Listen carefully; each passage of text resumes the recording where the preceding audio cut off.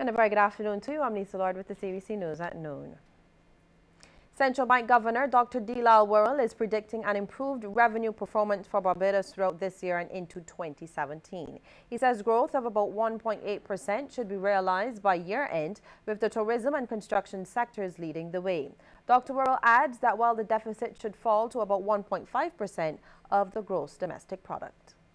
Tourism and construction should provide enough stimulus to the wholesale, retail and business services to produce economic growth of about 1.8% in 2016. Over the next 5 years, real GDP is forecast to expand by 1.7% on average, peaking at about 2% in 2017, when major tourism infrastructural projects such as Sandals, Wyndham, the former Sam Lord's Castle, and other tourism development projects are expected to be in progress or nearing completion. Dr. Worrell said efforts are also ongoing to reduce expenditure, which should tackle the deficit. Together with changes in the structure of government departments and official bodies designed to reduce expenditure, this should reduce the size of the fiscal deficit. Over the next 5 years, government's deficit is forecast to fall gradually to around 1.5% of GDP in the absence of further measures. On this trajectory, the net public sector debt to GDP ratio falls to 60% by the end of the 2020-21 fiscal year. On the heels of a recent robbery of 2 UK visitors on the Richard Haynes Boardwalk, the Barbados Hotel and Tourism Association has announced plans to help improve safety and security for tourists and the general public. Assistant Executive Vice President Michelle Smith-Mears detailed some of the plans during yesterday's crime symposium at the Regional Police Training Center. She was addressing Acting Police Commissioner Tyrone Griffith and other senior officers of the force. We want to make sure that we have adequate lighting in different places, and that's one of the things that we are going to approach through our Safety and Security Committee. We just bought additional jet skis, so we now have, I think, 8 jet skis that we've bought in all to facilitate the work of the Royal Barbados Police Force. But we want to work with you as much as possible to make sure that the dream that we sell is a reality here in Barbados. Director General of the World Trade Organization, Roberto Azevedo, will visit Barbados today. He is expected to hold a round of meetings with key government officials and members of the private sector. His visit comes a few weeks after the recently held 10th Ministerial Conference of the WTO in Nairobi, Kenya.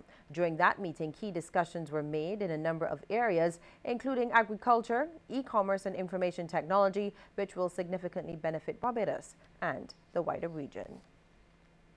Head of the Accident and Emergency Department at the Queen Elizabeth Hospital, Dr. Shani Williams, says that department faces several challenges, including overcrowding, which leads to lengthy waiting times. She says she's looking forward to an expanded resuscitation room with a central monitoring system to monitor at least 8 persons at a time. The reality is we are the only 24-hour level 1 trauma center on the island, so most persons with severe, acute, life-threatening complaints will have to come to our doors, whether it be surgical, needing ICU care, pediatric care, obstetric care, etc. So we all know the challenges that we may face from time to time, and our challenges basically are summed as due to overcrowding. We are only a 15-room facility, seeing 40,000 patients a year. And we have the overcrowding leads to bottlenecks, and as a result, decrease in our turnaround time and long waiting times.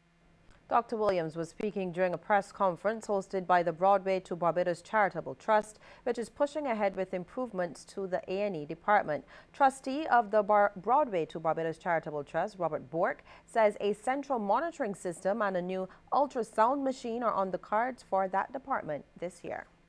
Additionally, the ANED requires a new ultrasound machine, which is estimated to cost in the area of $100,000. This piece of equipment will be required to facilitate a planned 3 to 4 week training program workshop being contemplated in association with an overseas government who would send several senior training physicians to update the Queen Elizabeth Hospital doctors on the most modern techniques in diagnosing, monitoring, and/or treating critical care patients. One of the 5 Barbadian entertainers who participated in the recent International Soca Monarch semifinals has made it to the finals. Damien Hypersounds Etienne has made the list of 17 finalists. The other Barbadian entertainers who participated in the semis included Peter Ram, iWeb, King Bubba and Biggie Irie. The 17 finalists will now go on to meet defending champion Olatunji. Additionally, Peter Ram was included as one of the 4 wildcard spots announced for the finals, and Ram will now have to compete via public voting in order to gain a spot at the finals on Fantastic Friday.